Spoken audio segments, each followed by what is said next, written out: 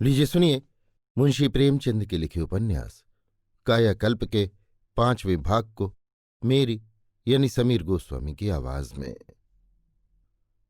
संध्या समय जब रेलगाड़ी बनारस से चली तो यशोदानंदन ने चक्रधर से पूछा, क्यों भैया, तुम्हारी राय में झूठ बोलना किसी दशा में क्षम्य है या नहीं? चक्रधर ने विस्मित होकर कहा, मैं तो समझता हूं नहीं। यशोदा, किसी भी दशा में नहीं। चक्रधर, मैं तो यही कहूंगा कि किसी दशा में भी नहीं। हालांकि लोग परोपकार के लिए असत्य को क्षम्य समझते हैं। यशोदा, मैं भी उन्हीं लोगों में हूं। मेरा ख्याल है कि पूरा वृत्तांत सुनकर शायद आप भी मुझसे सहमत हो जाएं। मैंने अहिल्या के विषय में आपसे झूठी बातें कही हैं।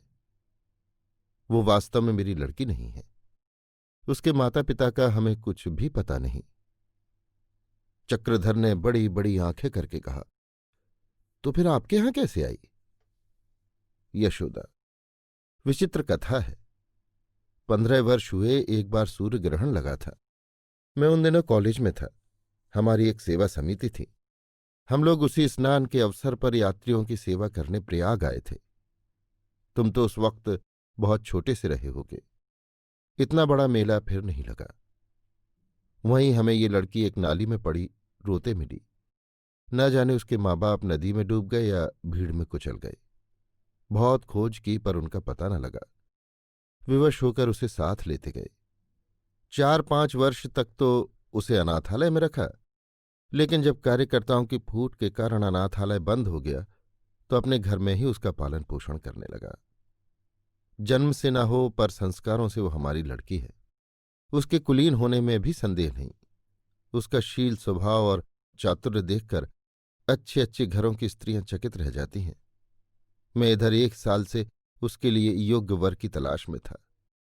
ऐसा आदमी चाहता था जो स्थिति को जानकर उसे सहर्ष स्वीकार करे और पाकर अपने को धन्य समझे। पत्रों में आपके लेख देखकर और आपके सेवा कार्य की प्रशंसा सुनकर मेरी धारणा हो गई कि आप ही उसके लिए सबसे योग्य हैं। ये निश्चय करके आपके यहां आया। मैंने आपसे सारा वृत्तांत कह दिया। अब आपको अख्तियार है उसे अपनाएं या त्यागें। हाँ, इतना कह सकता हूं कि ऐसा रत्न आप फिर न पाएंगे। मैं ये जानता हूं कि आपके पिताजी को ये बात असह्य होगी, पर यह भी जानता हूं कि वीरात्माएं सत्कार में विरोध की परवाह नहीं करती और अंत में उस पर विजय ही पाती हैं। चक्रधर गहरे विचार में पड़ गए। एक तरफ अहिल्या का अनुपम सौंदर्य और उज्ज्वल चरित्र था, दूसरी ओर माता पिता का विरोध और लोकनिंदा का भय। मन में तर्क संग्राम होने लगा। यशोदानंदन ने उन्हें असमंजस में पड़े देखकर कहा, आप चिंतित देख पड़ते हैं और चिंता की बात भी है, लेकिन जब आप जैसे सुशिक्षित और उदार पुरुष विरोध और भय के कारण कर्तव्य और न्याय से मुंह मोड़ें तो फिर हमारा उद्धार हो चुका। मैं आपसे सच कहता हूं, यदि मेरे 2 पुत्रों में से एक भी कुंवारा होता और अहिल्या उसे स्वीकार करती तो मैं बड़े हर्ष से उसका विवाह उससे कर देता। आपके सामाजिक विचारों की स्वतंत्रता का परिचय पाकर ही मैंने आपके ऊपर इस बालिका के उद्धार का भार रखा है, और यदि आपने भी अपने कर्तव्य को न समझा तो मैं नहीं कह सकता उस अबला की क्या दशा होगी। चक्रधर रूप लावण्य की ओर से तो आंखें बंद कर सकते थे, लेकिन उद्धार के भाव को दबाना उनके लिए असंभव था। वो स्वतंत्रता के उपासक थे और निर्भीकता स्वतंत्रता की पहली सीढ़ी है। उनके मन ने कहा, क्या ये काम ऐसा है कि समाज हंसे? समाज को इसकी प्रशंसा करनी चाहिए। अगर ऐसे काम के लिए कोई मेरा तिरस्कार करे तो मैं तृण बराबर भी उसकी परवाह न करूंगा, चाहे वो मेरे माता पिता ही हों। दृढ़ भाव से बोले, मेरी ओर से आप जरा भी शंका न करें। मैं इतना भीरू नहीं हूं कि ऐसे कामों में समाज निंदा से डरूं। माता पिता को प्रसन्न रखना मेरा धर्म है, लेकिन कर्तव्य और न्याय की हत्या करके नहीं। कर्तव्य के सामने माता पिता की इच्छा का मूल्य नहीं है। यशोदानंदन ने चक्रधर को गले लगाते हुए कहा, भैया, तुमसे ऐसी ही आशा थी। ये कहकर यशोदानंदन ने अपना सितार उठा लिया और बजाने लगे। चक्रधर को कभी सितार की ध्वनि इतनी प्रिय, इतनी मधुर न लगी थी, और न चांदनी कभी इतनी सुहृदय और विहसित। दाएं बाएं चांदनी छिटकी हुई थी और उसकी मंद छटा में अहिल्या रेलगाड़ी के साथ अगणित रूप धारण किए दौड़ती चली जाती थी। कभी वो उछलकर आकाश जा पहुंचती, कभी नदियों की चंद्रचंचल तरंगों में। यशोदानंदन को न कभी इतना उल्लास हुआ था, न चक्रधर को कभी इतना गर्व। दोनों आनंद कल्पना में डूबे हुए थे। गाड़ी आगरे पहुंची तो दिन निकल आया था। सुनहरा नगर हरे भरे कुंजों के बीच में विश्राम कर रहा था, मानो बालक माता की गोद में सोया हो। इस नगर को देखते ही चक्रधर को कितनी ही ऐतिहासिक घटनाएं याद आ गईं। सारा नगर किसी उजड़े हुए घर की भांति श्रीहीन हो रहा था। मुंशी यशोदानंदन अभी कुलियों को पुकार रहे थे कि उनकी निगाह पुलिस के सिपाहियों पर पड़ी। चारों तरफ पहरा था। मुसाफिरों के बिस्तरे संदूक खोल खोल कर देखे जाने लगे। एक थानेदार ने यशोदानंदन का भी असबाब देखना शुरू किया। यशोदानंदन ने आश्चर्य से पूछा, क्यों साहब, आज ये सख्ती क्यों है? थानेदार, आप लोगों ने जो कांटे बोए हैं उन्हीं का फल है। शहर में फिसाद हो गया है। यशोदा, अभी 3 दिन पहले तो अमन का राज्य था। ये भूत कहाँ से उठ खड़ा हुआ? इतने में समिति का एक सेवक दौड़ता हुआ आ पहुंचा। यशोदानंदन ने आगे बढ़कर पूछा, क्यों राधा मोहन, ये क्या मामला हो गया? अभी जिस दिन मैं गया हूं उस दिन तक तो दंगे का कोई लक्षण न था। राधा, जिस दिन आप गए उसी दिन पंजाब से मौलवी दीन मोहम्मद साहब का आगमन हुआ। खुले मैदान में मुसलमानों का एक बड़ा जलसा हुआ।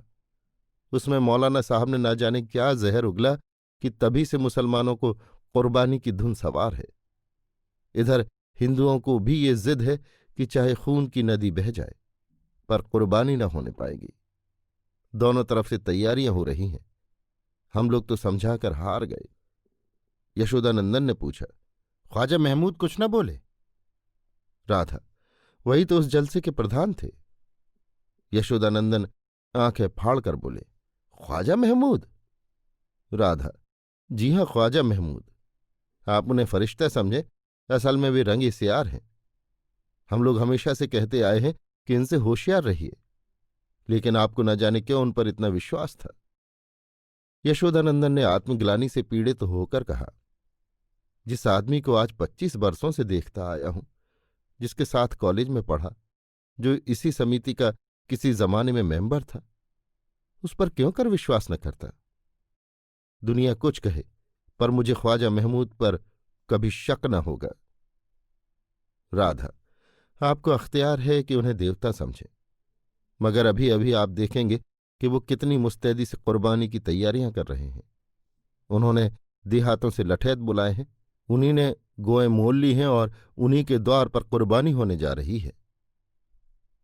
यशोदा, ख्वाजा महमूद के द्वार पर कुर्बानी होगी? उनके द्वार पर इसके पहले तो मेरी कुर्बानी हो जाएगी या ख्वाजा महमूद की? तांगे वाले को बुलाओ। राधा, बहुत अच्छा हो यदि आप इस समय यहीं ठहर जाएं। यशोदा, वाह वाह, शहर में आग लगी हुई है और तुम कहते हो मैं यहीं ठहर जाऊं? जो औरों पर बीतेगी वही मुझ पर भी बीतेगी, इससे क्या भागना? तुम लोगों ने बड़ी भूल की कि मुझे पहले से सूचना न दी। राधा, कल दोपहर तक तो हमें खुद ही न मालूम था कि क्या गुल खिल रहा है। ख्वाजा साहब के पास गए तो उन्होंने विश्वास दिलाया कि कुर्बानी न होने पाएगी, आप लोग इत्मीनान रखें। हमसे तो ये कहा, उधर शाम ही को लठैता पहुंचे और मुसलमानों का डेपुटेशन सिटी मजिस्ट्रेट के पास कुर्बानी की सूचना देने पहुंच गया। यशोदा, महमूद भी डेपुटेशन में थे? राधा, वही तो उसके कर्ता धर्ता थे, भला वही क्यों ना होते? हमारा तो विचार है कि वही इस फिसाद की जड़ हैं। यशोदा, अगर महमूद में सचमुच ये काया पलट हो गई है तो मैं यही कहूंगा कि धर्म से ज्यादा द्वेष पैदा करने वाली वस्तु संसार में नहीं है, और कोई ऐसी शक्ति नहीं है जो महमूद में द्वेष के भाव पैदा कर सके। चलो पहले उन्हीं से बातें होंगी। मेरे द्वार पर तो इस वक्त बड़ा जमाव होगा। राधा, जी हां, इधर आपके द्वार पर जमाव है, उधर ख्वाजा साहब के, बीच में थोड़ी सी जगह खाली है। तीनों आदमी तांगे पर बैठकर चले। सड़कों पर पुलिस के जवान चक्कर लगा रहे थे। मुसाफिरों की छड़ियां छीन ली जाती थी। दो चार आदमी भी साथ न खड़े होने पाते थे। सिपाही तुरंत ललकारता था। दुकानें सब बंद थीं। कुंजड़े भी साग बेचते न नजर आते थे। हाँ, गलियों में लोग जमा हो होकर बातें कर रहे थे। कुछ दूर तक तीनों आदमी मौन धारण किए बैठे रहे। चक्रधर शंकित होकर इधर उधर ताक रहे थे। जरा भी घोड़ा रुक जाता तो उनका दिल धड़कने लगता कि किसी ने तांगा रोक तो नहीं लिया। लेकिन यशोदानंदन के मुख पर ग्लानि का गहरा चिन्ह दिखाई दे रहा था। उनके मोहल्ले में आज तक कभी कुर्बानी न हुई थी। हिंदू और मुसलमान का भेद ही न मालूम होता था। उन्हें आश्चर्य होता था कि और शहरों में कैसे हिंदू मुसलमानों में झगड़े हो जाते हैं, और 3 ही दिन में ये नौबत आ गई। सहसा उन्होंने उत्तेजित होकर कहा, राधा मोहन, देखो, मैं तो यहीं उतरा जाता हूं, जरा महमूद से मिलूंगा। तुम इन बाबू को लेकर घर जाओ। आप मेरे एक मित्र के लड़के हैं, यहां सैर करने आए हैं। बैठक में आपकी चारपाई डलवा देना, और देखो, अगर देवयोग से मैं लौट कर न आ सकूं तो घबराने की बात नहीं। जब लोग खून खच्चर करने पर तुले हुए हैं तो सब कुछ संभव है, और मैं उन आदमियों में नहीं हूं कि गौ की हत्या होते देखूं और शांत खड़ा रहूं। अगर मैं लौट कर ना आ सकूं तो तुम घर में कहला देना कि अहिल्या का पाणी ग्रहण आप ही के साथ कर दिया जाए। ये कहकर उन्होंने कोचवान से तांगा रोकने को कहा। चक्रधर, मैं भी आपके साथ ही रहना चाहता हूं। यशोदा, नहीं भैया, तुम मेरे मेहमान हो, तुम्हें मेरे साथ रहने की जरूरत नहीं। तुम चलो, मैं अभी आता हूं। चक्रधर, क्या आप समझते हैं कि गौरक्षा आप ही का धर्म है, मेरा धर्म नहीं? यशोदा, नहीं, ये बात नहीं है बेटा। तुम मेरे मेहमान हो और तुम्हारी रक्षा करना मेरा धर्म है। इस वक्त तांगा धीरे धीरे ख्वाजा महमूद के मकान के सामने आ पहुंचा। हजारों आदमियों का जमाव था। यद्यपि किसी के हाथ में लाठी या डंडे न थे, पर उनके मुख जिहाद के जोश से तमतमाए हुए थे। यशोदानंदन को देखते ही कई आदमी उनकी तरफ लपके, लेकिन जब उन्होंने जोर से कहा, मैं तुमसे लड़ने नहीं आया हूं, कहाँ है ख्वाजा महमूद? मुमकिन हो तो जरा उन्हें बुला लो, तो लोग हट गए। जरा देर में एक लंबा सा आदमी गाढ़े की अचकन पहने आकर खड़ा हो गया। भरा हुआ बदन था, लंबी दाढ़ी, जिसके कुछ बाल खिचड़ी हो गए थे, और गोरा रंग। मुख से शिष्टता झलक रही थी। यही ख्वाजा महमूद थे। यशोदानंदन ने त्योरियां बदलकर कहा, क्यों ख्वाजा साहब, आपको याद है इस मोहल्ले में कभी कुर्बानी हुई है? महमूद, जी नहीं, जहां तक मेरा ख्याल है यहां कभी कुर्बानी नहीं हुई। यशोदा, तो फिर आज आप यहां कुर्बानी करने की नई रस्म क्यों निकाल रहे हैं? महमूद, इसलिए कि कुर्बानी करना हमारा हक है। अब तक हम आपके जज्बात का लिहाज करते थे, अपने माने हुए हक को भूल गए थे। लेकिन जब आप लोग अपने हकों के सामने हमारे जज्बात की परवाह नहीं करते, तो कोई वजह नहीं कि हम अपने हकों के सामने आपके जज्बात की परवाह करें। मुसलमानों की शुद्धि करने का आपको पूरा हक हासिल है, लेकिन कम से कम 500 बरसों में आपके यहां शुद्धि की कोई मिसाल नहीं मिलती। आप लोगों ने एक मुर्दा हक को जिंदा किया है, इसीलिए ना कि मुसलमानों की ताकत और असर कम हो जाए। जब आप हमें जेर करने के लिए नए नए हथियार निकाल रहे हैं, तो हमारे लिए इसके सिवा और क्या चारा है कि अपने हथियारों को दूनी ताकत से चलाएं? यशोदा, इसके ये मानी है कि कल आप हमारे द्वारों पर, हमारे मंदिरों के सामने कुर्बानी करें और हम चुपचाप देखा करें। आप यहां हरगिज कुर्बानी नहीं कर सकते, और करेंगे तो इसकी जिम्मेदारी आपके सिर होगी। ये कहकर यशोदानंदन फिर तांगे पर बैठे। 10-5 आदमियों ने तांगे को रोकना चाहा, पर कोचवान ने घोड़ा तेज कर दिया। दम के दम तांगा उड़ता हुआ यशोदानंदन के द्वार पर पहुंच गया, जहां हजारों आदमी खड़े थे। इन्हें देखते ही चारों तरफ हलचल मच गई। लोगों ने चारों तरफ से आकर उन्हें घेर लिया। अभी तक फौज का अफसर न था। फौज दुविधा में पड़ी हुई थी। समझ में न आता था कि क्या करें। सेनापति के आते ही सिपाहियों में जान सी पड़ गई, जैसे सूखे धान में पानी पड़ जाए। यशोदानंदन तांगे से उतर पड़े और ललकार कर बोले, क्यों भाइयों, क्या विचार है? यहां कुर्बानी होगी? आप जानते हैं इस मोहल्ले में आज तक कभी कुर्बानी नहीं हुई। अगर आज हम यहां कुर्बानी करने देंगे तो कौन कह सकता है कि कल को हमारे मंदिर के सामने गौहत्या न होगी? कई आवाजें एक साथ आईं। हम मर मिटेंगे पर यहां कुर्बानी न होने देंगे। यशोदा, खूब सोच लो क्या करने जा रहे हो। वो लोग सब तरह से लैस हैं। ऐसा न हो कि तुम लाठियों के पहले ही वार में वहां से भाग खड़े हो। कई आवाजें एक साथ आईं। भाइयों सुन लो, अगर कोई पीछे कदम हटाएगा तो उसे गौहत्या का पाप लगेगा। एक सिख जवान, अजी देखिए, छक्के छुड़ा देंगे। एक पंजाबी हिंदू, एक एक की गर्दन तोड़ के रख दूंगा। आदमियों को यों उत्तेजित करके यशोदानंदन आगे बढ़े और जनता महावीर और श्री रामचंद्र की जय ध्वनि से वायुमंडल को कंपायमान करती हुई उनके पीछे चली। उधर मुसलमानों ने भी डंडे संभाले। करीब था कि दोनों दलों में मुठभेड़ हो जाए कि एकाएक चक्रधर आगे बढ़कर यशोदानंदन के सामने खड़े हो गए और विनीत किंतु दृढ़ भाव से बोले, आप अगर उधर जाते हैं तो मेरी छाती पर पांव रखकर जाइए। मेरे देखते ही अनर्थ न होने पाएगा। यशोदानंदन ने चिढ़कर कहा, हट जाओ। अगर एक क्षण की भी देर हुई तो फिर पछताने के सिवा और कुछ हाथ न आएगा। चक्रधर, आप लोग वहां जाकर करेंगे क्या? यशोदा, हम इन जालिमों से गौ को छीन लेंगे। चक्रधर, अहिंसा का नियम गौओं ही के लिए नहीं, मनुष्यों के लिए भी तो है। यशोदा, कैसी बातें करते हो जी। क्या यहां खड़े होकर हम अपनी आंखों से गौ की हत्या होते देखें?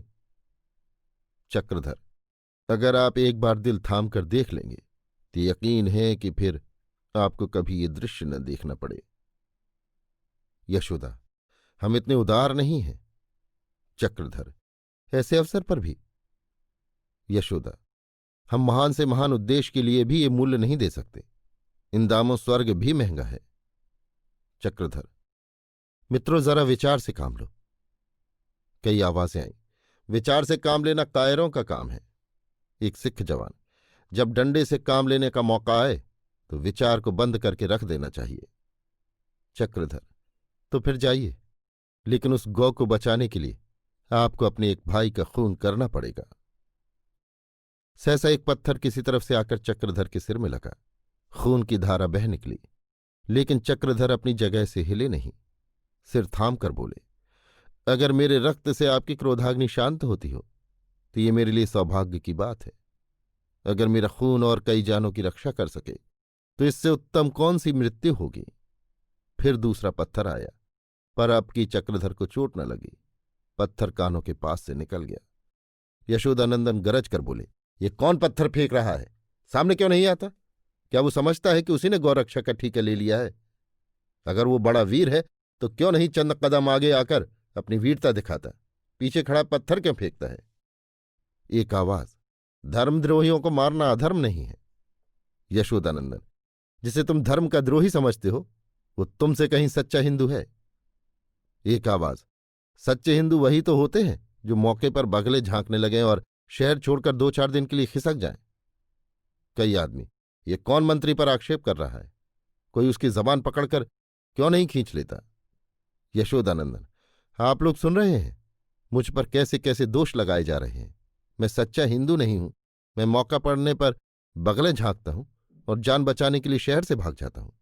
ऐसा आदमी आपका मंत्री बनने के योग्य नहीं है। आप उस आदमी को अपना मंत्री बनाए जिसे आप सच्चा हिंदू समझते हो। मैं धर्म से पहले अपने आत्मगौरव की रक्षा करना चाहता हूं। कई आदमी, महाशय आपको ऐसे मुंहफट आदमियों की बात का ख्याल न करना चाहिए। यशोदा, ये मेरे 25 वर्षों की सेवा का उपहार है। जिस सेवा का फल अपमान हो उसे दूर ही से मेरा सलाम है। ये कहते हुए मुंशी यशोदानंदन घर की तरफ चले। कई आदमी उन्होंने रोकना चाहा। कई आदमी उनके पैरों पड़ने लगे, लेकिन उन्होंने एक न मानी। वो तेजस्वी आदमी थे। अपनी संस्था पर स्वेच्छाचारी राजाओं की भांति शासन करना चाहते थे। आलोचनाओं को सहन करने की उनमें सामर्थ्य ही न थी। उनके जाते ही यहां आपस में तूतू मैमे होने लगी। एक दूसरे पर आक्षेप करने लगे। गालियों की नौबत आई। यहां तक कि 2-4 आदमियों से हाथापाई भी हो गई। चक्रधर ने जब देखा कि इधर से अब कोई शंका नहीं है तो वो लपक कर मुसलमानों के सामने आ पहुंचे और उच्च स्वर से बोले, हजरात, मैं कुछ अर्ज करने की इजाजत चाहता हूं। एक आदमी, सुनो सुनो, यही तो अभी हिंदुओं के सामने खड़ा था। दूसरा आदमी, दुश्मनों के कदम उखड़ गए, सब भागे जा रहे हैं। तीसरा आदमी, इसी ने शायद उन्हें समझा बुझाकर हटा दिया है। देखो क्या कहता है। चक्रधर, अगर इस गाय की कुर्बानी करना आप अपना मजहबी फर्ज समझते हैं तो शौक से कीजिए। मैं आपके मजहबी मामले में दखल नहीं दे रहा हूं, लेकिन क्या ये लाजमी है कि इसी जगह कुर्बानी की जाए? एक आदमी, हमारी खुशी है, जहां चाहेंगे कुर्बानी करेंगे, तुमसे मतलब? चक्रधर, बेशक मुझे बोलने का हक नहीं है, लेकिन इस्लाम की जो इज्जत मेरे दिल में है वो मुझे बोलने के लिए मजबूर कर रही है। इस्लाम ने कभी दूसरे मजहब वालों की दिलजारी नहीं की। उसने हमेशा दूसरों के जज्बात का एहतराम किया है। बगदाद और रोम, स्पेन और मिस्र की तारीखें उस मजहबी आज़ादी की शाहिद है जो इस्लाम ने उन्हें अता की थी। अगर आप हिंदू जज्बात का लिहाज करके किसी दूसरी जगह कुर्बानी करें तो यकीनन इस्लाम के बकार में फर्क न आएगा। एक मौलवी ने जोर देकर कहा, ऐसी मीठी मीठी बातें हमने बहुत सुनी हैं, कुर्बानी यहीं होगी। जब दूसरे हमारे ऊपर जब्र करते हैं तो हम उनके जज्बात का क्यों लिहाज करें? ख्वाजा महमूद बड़े गौर से चक्रधर की बातें सुन रहे थे। मौलवी साहब की उद्दंडता पर चिढ़कर बोले, क्या शरीयत का हुक्म है कि कुर्बानी यहीं हो, किसी दूसरी जगह नहीं की जा सकती? मौलवी साहब ने ख्वाजा महमूद की तरफ अविश्वास की दृष्टि से देखकर कहा, मजहब के मामले में उलमा के सिवा और किसी को दखल देने का मजाज नहीं है। ख्वाजा, बुरा न मानिएगा मौलवी साहब, अगर 10 सिपाही यहां आकर खड़े हो जाएं तो बगले झांकने लगिएगा। मौलवी, किसकी मजाल है कि हमारे दीन और उमूर में मजाहमत करे? ख्वाजा, आपको तो अपने हलवे माड़े से काम है, जिम्मेदारी तो हमारे ऊपर आएगी, दुकानें तो हमारी लुटेंगी। आपके पास फटे बोरी और फूटे बंधने के सिवा और क्या रखा है? जब वो लोग मसलहत देखकर किनारा कर गए तो हमें भी अपनी जिद से बाज आ जाना चाहिए। क्या आप समझते हैं वो लोग आपसे डरकर भागे? हमारे से दुगने आदमी थे, अगर चढ़ाते तो संभालना मुश्किल हो जाता। मौलवी, जनाब, जिहाद करना कोई खालाजी का घर नहीं, आप दुनिया के बंदे हैं, दीन की हकीकत क्या समझें? ख्वाजा, वजह है आपकी शहादत तो कहीं नहीं गई है, जिल्लत तो हमारी है। मौलवी, भाइयों, आप लोग ख्वाजा साहब की ज्यादती देख रहे हैं। अब आप यही फैसला कीजिए कि दीन के मामलात में उलमा का फैसला वाजिब है या उमरा का। एक मोटे ताजिर दाढ़ियाल आदमी ने कहा, आप बिस्मिल्लाह कीजिए, उमरा को दीन से कोई सरोकार नहीं। ये सुनते ही एक आदमी बड़ा सा छुरा लेकर निकल पड़ा और कई आदमी गाय के सींगे पकड़ने लगे। गाय अब तक तो चुपचाप खड़ी थी, छुरा देखते ही वो छटपटाने लगी। चक्रधर ये दृश्य देखकर तिलमिला उठे, निराशा क्रोध से कांपते हुए बोले, भाइयों, एक गरीब बेकस जानवर को मारना बहादुरी नहीं, खुदा बेकसों के खून से नहीं खुश होता। अगर जवां मर्दी दिखानी है तो किसी शेर का शिकार करो, किसी चीते को मारो, किसी जंगली सुअर का पीछा करो, उस कुर्बानी से मुमकिन है खुदा खुश हो। जब तक हिंदू सामने खड़े थे किसी की हिम्मत न पड़ी कि छुरा हाथ में लेता, जब वे चले गए तो आप लोग शेर हो गए। एक आदमी, तो क्यों चले गए, मैदान में खड़े क्यों न रहे, गौरक्षा का जोश दिखाते, दुम दबाकर भाग क्यों खड़े हुए? चक्रधर, भाग नहीं खड़े हुए और न लड़ने में वे आपसे कम हैं। उनकी समझ में ये बात आ गई कि जानवर की हिमायत में इंसान का खून बहाना इंसान को मुनासिब नहीं। मौलवी, शुक्र है उन्हें इतनी समझ तो आई। चक्रधर, लेकिन आप तो अभी तक उनकी दिलाजारी पर कमर बांधे हुए हैं। खैर, आपको अख्तियार है, जो चाहे करें, मगर मैं यकीन के साथ कहता हूं कि ये दिलाजारी एक दिन रंग लाएगी। ये न समझिए कि इस वक्त कोई हिंदू मैदान में नहीं है। हर एक कुर्बानी हिंदुस्तान के 21 करोड़ हिंदुओं के दिलों को जख्मी कर देती है, और इतनी बड़ी तादाद के दिलों को दुखाना बड़ी से बड़ी कौम के लिए भी एक दिन पछतावे का बाइस हो सकता है। अगर ये आपकी गिज़ा है तो शौक से खाइए। लाखों गायें रोज कत्ल होती हैं, हिंदू सिर नहीं उठाते। फिर ये क्यों कर मुमकिन है कि वो आपके मजहबी मामले में दखल दें? हिंदुओं से ज्यादा बेतअस्सुब कौम दुनिया में नहीं है। लेकिन जब आप उनकी दिलाजारी और महज दिलाजारी के लिए कुर्बानी करते हैं तो उनको जरूर सदमा होता है और उनके दिलों में शोला उठता है। उसका आप कयास नहीं कर सकते। अगर आपको यकीन न आए तो देख लीजिए कि इस गाय के साथ ही एक हिंदू कितनी खुशी से अपनी जान दे देता है।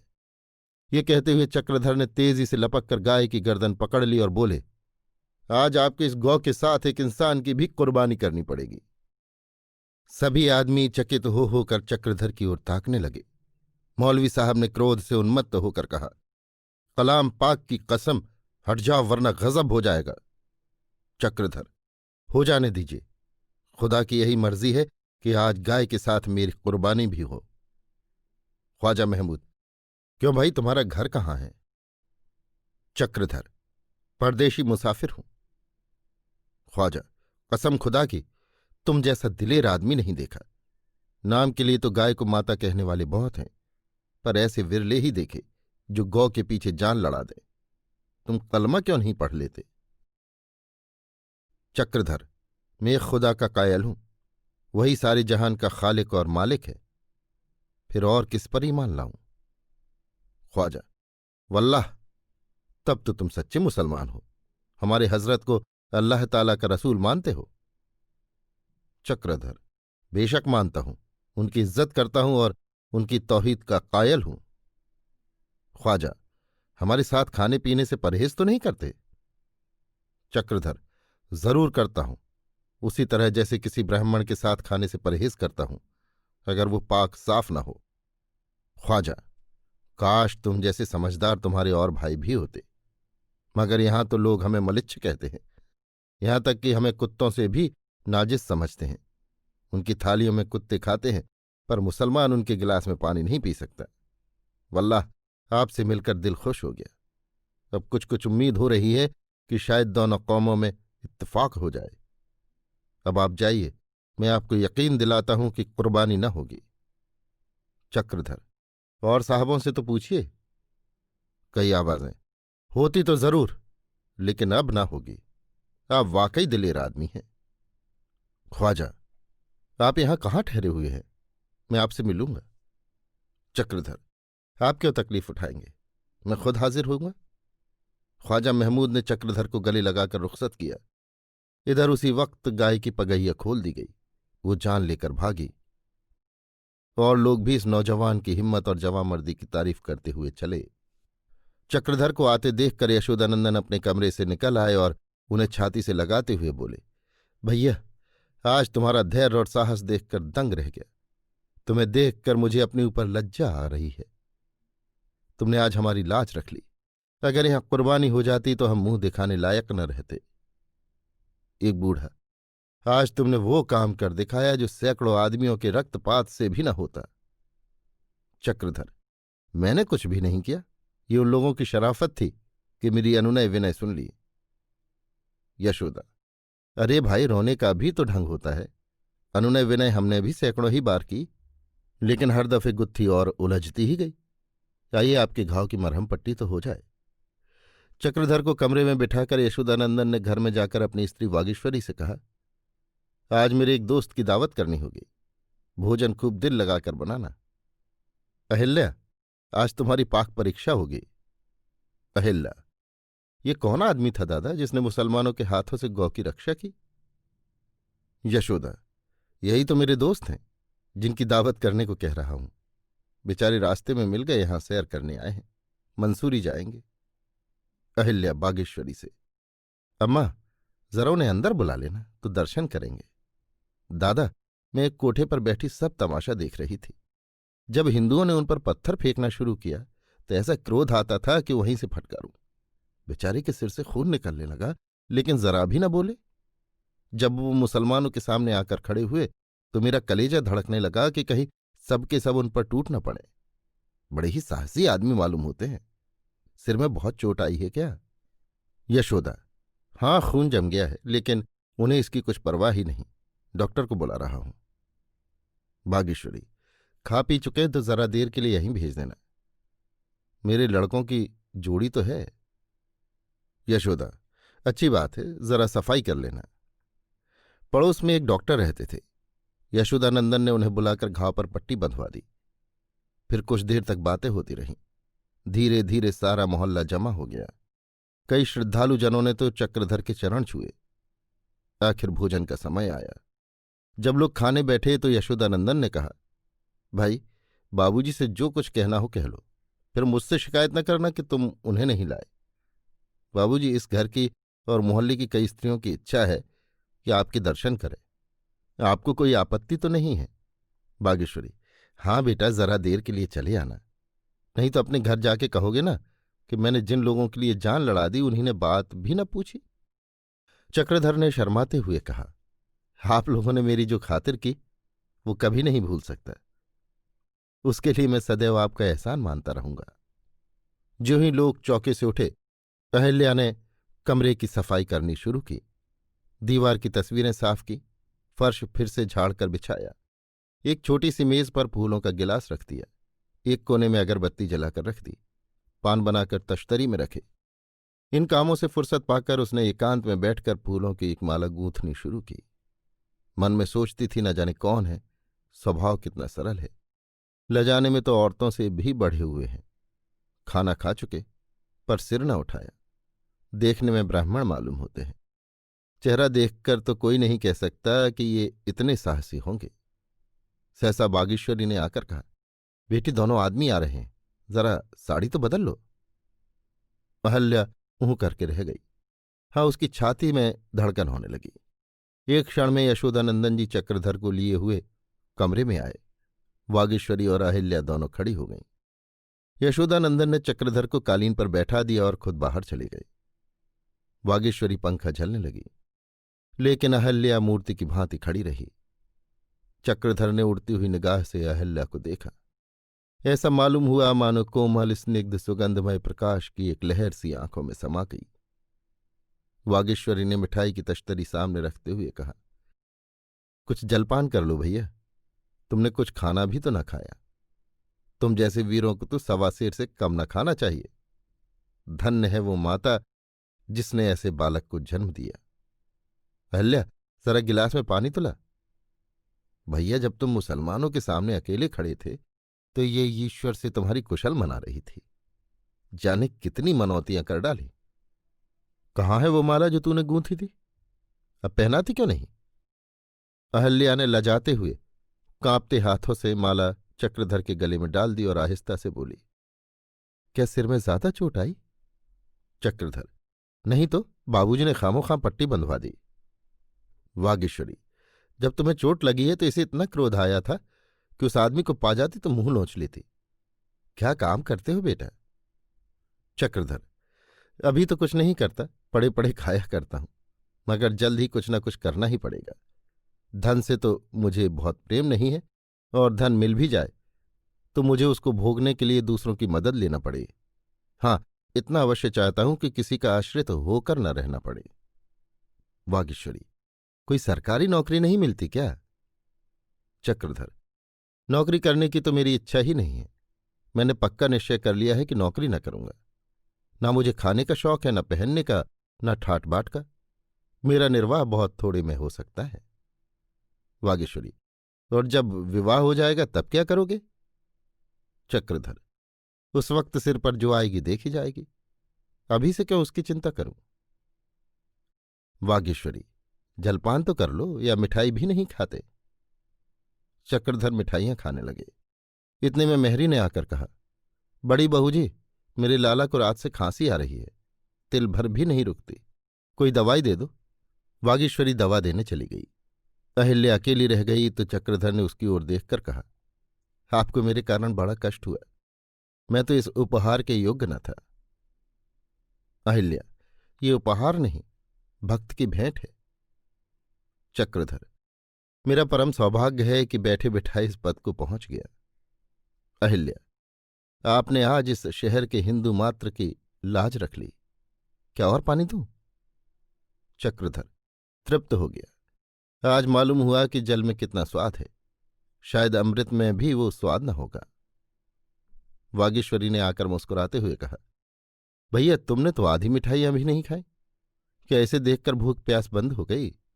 ये मोहनी है, जरा इससे सचेत रहना। अहिल्या, अम्मा, तुम छोटे बड़े किसी का लिहाज नहीं करती। वागीश्वरी, अच्छा बताओ, तुमने इनकी रक्षा के लिए कौन कौन सी मनौतियां की थी? अहिल्या, मुझे आप दिख करेंगी तो चली जाऊंगी। चक्रधर यहां कोई घंटे भर तक बैठे रहे। वागीश्वरी ने उनके घर का सारा वृत्तांत पूछा। कै भाई हैं, कै बहनें हैं, पिताजी क्या करते हैं, बहनों का विवाह हुआ है या नहीं। चक्रधर को उसके व्यवहार में इतना मात्र स्नेह भरा मालूम होता था, मानो उससे उनका पुराना परिचय है। 4 बजते बजते ख्वाजा महमूद के आने की खबर पाकर चक्रधर बाहर चले आए। तो और भी कितने ही आदमी मिलने आए थे। शाम तक उन लोगों से बातें होती रहीं। निश्चय हुआ कि एक पंचायत बनाई जाए और आपस के झगड़े उसी के द्वारा तय हुआ करें। चक्रधर को भी लोगों ने उस पंचायत का एक मेंबर बनाया। रात को जब अहिल्या और बागेश्वरी छत पर लेटी तो बागेश्वरी ने पूछा, अहिल्या, सो गई क्या? अहिल्या, नहीं अम्मा, जाग तो रही हूं। बागेश्वरी, हाँ, आज तुझे नींद क्यों आएगी? इनसे ब्याह करेगी? अहिल्या, अम्मा मुझे गालियां दोगी तो मैं नीचे जाकर लेटूंगी, चाहे मच्छर भले ही नौच खाएं। बागेश्वरी, अरे तो मैं कौन सी गाली दे रही हूं? क्या ब्याह न करेगी? ऐसा अच्छा वर तुझे और कहाँ मिलेगा? अहिल्या, तुम न मानोगी, लो मैं जाती हूं। वागीश्वरी, मैं दिल लगी नहीं कर रही, सचमुच पूछती हूं। तुम्हारी इच्छा हो तो बातचीत की जाए, अपनी ही बिरादरी के हैं, कौन जाने राजी हो जाए। अहिल्या, सब बातें जानकर भी? वागीश्वरी, तुम्हारे बाबूजी ने सारी कथा पहले ही सुना दी है। अहिल्या, जो कहीं ना माने? वागीश्वरी, टालो मत, दिल की बात साफ साफ कह दो। अहिल्या, तुम मेरे दिल का हाल मुझसे अधिक जानती हो, फिर मुझसे क्यों पूछती हो? वागीश्वरी, वो धनी नहीं है, याद रखो। अहिल्या, मैं धन की लौंडी कभी नहीं रही। वागीश्वरी, तो अब तुम्हें संशय में क्यों रखूं? तुम्हारे बाबूजी तुमसे मिलाने के लिए ही इन्हें काशी से लाए हैं। इनके पास और कुछ हो या ना हो, हृदय अवश्य है, और ऐसा हृदय जो बहुत कम लोगों के हिस्से में आता है। ऐसा स्वामी पाकर तुम्हारा जीवन सफल हो जाएगा। अहिल्या ने डबडबाई आंखों से वागीश्वरी को देखा, पर मुंह से कुछ न बोली। कृतज्ञता शब्दों में आकर शिष्टाचार का रूप धारण कर लेती है। उसका मौलिक रूप वही है जो आंखों से बाहर निकलते हुए कांपता और लजाता है। अभी आप सुन रहे थे मुंशी प्रेमचंद के लिखे उपन्यास कायाकल्प के 5वें भाग को मेरी यानी समीर गोस्वामी की आवाज में।